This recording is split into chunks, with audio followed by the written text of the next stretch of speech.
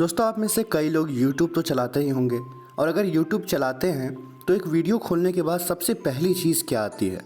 आजकल तो नया ट्रेंड चल पड़ा है एड्स देखने का। यानी YouTube कहता है कि अगर वीडियोस देखने हैं तो पहले एड्स देखो। और उन एड्स में जो सबसे कॉमन एड्स होते हैं, एड्स यानी एडवर्टाइजमेंट्स जो होते हैं, वो होते हैं स्पोर्ट्स फैंटेसी ऐप्स के। कहने को तो ये हैं फैंटेसी ऐप्स, पर इंडिया में 10 में से चौथा यूट्यूबर इन फैंटेसी ऐप्स का प्रचार करता है, चाहे किसी और तरीके से और चाहे स्पॉन्सर के जरिए। आखिर इन ऐप्स में ऐसा है क्या? आखिर ये इतने खास क्यों हैं और क्यों लोग इन पर दिन रात चिपके रहते हैं?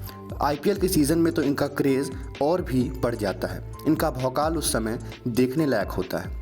पर आपको आज भी इस वीडियो में बताएंगे कि आखिर ये गैम्बलिंग ऐप या फिर बेटिंग ऐप्स काम कैसे करते हैं और कैसे ये आपके लिए एक खतरा बन सकते हैं। दोस्तों, एक सिंपल आइडियोलॉजी को समझिए कि हम अपने मोबाइल के लिए हमारा मोबाइल हमारे लिए कितना क्रूशियल है। बैंक से लेकर हमारी पर्सनल डिटेल्स तक सब कुछ हमारे मोबाइल में दर्ज है। लेकिन जब हम किसी ऑनलाइन ऐप या किसी Dream11 या My11 सर्कल जैसे ऐप्स पर जाते हैं तो वहाँ पर हम अपनी बैंक्स डिटेल देते हैं, क्योंकि पेमेंट लेने के लिए और वहाँ पेमेंट पे करने के लिए हमें UPI पिन, क्रेडिट कार्ड, इन सब की ज़रूरत पड़ती है। अब आपको तो पता ही है कि इनमें से कई सारे ऐप लीगल भी नहीं हैं, पर सिस्टम्स के लूप होल्स का इस्तेमाल करके वो आसानी से पैसे बना रहे हैं। अब आपको बताते हैं कि ये लूप होल्स है कहाँ।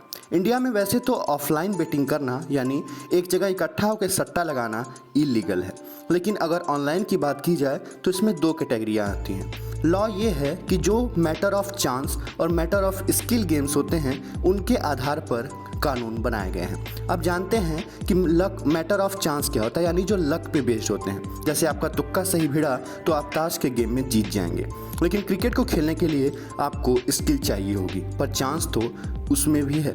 यही वो सिस्टम का लूप होल है, क्योंकि क्रिकेट को ना गेम ऑफ चांस कहा जा सकता है। हालांकि उसमें स्किल्स की ज़रूर पड़ती है, पर उसमें चांस का भी बड़ा रोल है। अब ये तो वही बात हो गई कि अगर कोई बच्चा ऑफलाइन में चीटिंग करता है तो उसे एक अपराधी मान लिया जाता है, लेकिन अगर कोई ऑनलाइन में धड़ल्ले से चीटिंग करके पास हो रहा है तो उसे पकड़ने वाला कोई नहीं होता।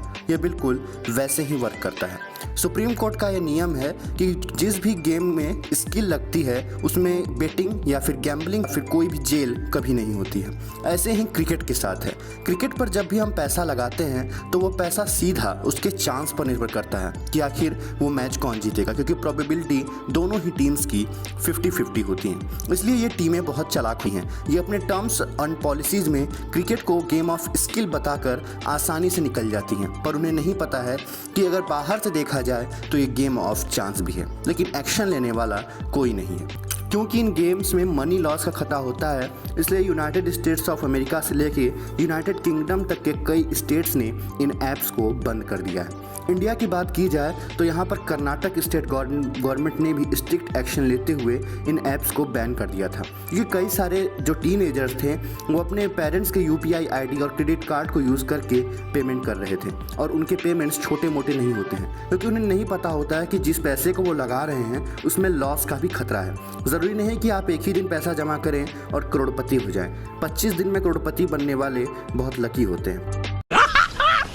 मस्त जोक मारा रे। दरअसल ये कंपनीज हर एक कस्टमर का ट्रैक डेटा रखती हैं कि आखिर कौन कितने लंबे समय से पैसा लगा रहा है। जो इंसान लंबे समय से पैसा लगाता है उसके पैसे कंपनी के पास इकट्ठे होते चले जाते हैं और उन पर कुछ इंटरेस्ट लगाकर कंपनी कभी न कभी किसी तरीके से उन्हें वापस कर देती है।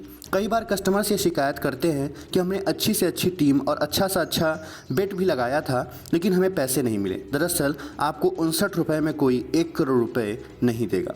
जो आदमी लंबे समय से पैसे लगाता है उन्हें कभी न कभी लक बाई चांस 50,000 या 1 लाख तक रुपए मिलते हैं, पर 1 करोड़ रुपए मिलना बहुत मुश्किल है। और जो आपको 1 करोड़ रुपए बताए भी जाते हैं वो केवल एक पेड प्रमोशंस होते हैं और कुछ नहीं, क्योंकि आसानी से बेवकूफ़ बनाना इन ऐप्स को अच्छी तरह से आता है। जोर से बोल के लोगों को स्कीमें बता दे। आपने कभी भी इनके प्रमोशंस या एड्स में ये नहीं सुना होगा कि ये गैम्बलिंग या बेटिंग जैसे शब्द यूज़ करें। ये यूज़ करते हैं फैंटेसी स्पोर्ट्स, जिससे लोगों के मन में तो ये आम धारणा बन जाती है कि यहाँ पैसे लगाओ और पैसे, पर यहाँ पर लॉस का खतरा भी बहुत ज़्यादा रहता है। और हमारे पैसे का लॉस रिकवर होने के चांसेस भी यहाँ बहुत कम होते हैं। कई लोग कहते हैं कि इनमें आईपीएल टीम्स का भी रोल रहता है, पर 2015 के बाद ऐसी कोई भी घटना नहीं सामने आई है जहां फिक्सिंग के कई आरोप लगे हों। तो इन ऐप्स को यूज़ करने से पहले सावधानी बरतिए और कभी भी इन ऐप्स पर पैसा लगाने से पहले आप चेक कर लें कि वो ऐप लीगल भी हैं या नहीं, क्योंकि ये जहाँ पर आप अपनी इन्फॉर्मेशन शेयर कर रहे हैं हो सकता है कि वो आपके लिए घातक हो जाए। जो ऐप्स प्ले स्टोर पर नहीं हैं उन्हें डाउनलोड करने से बचिए।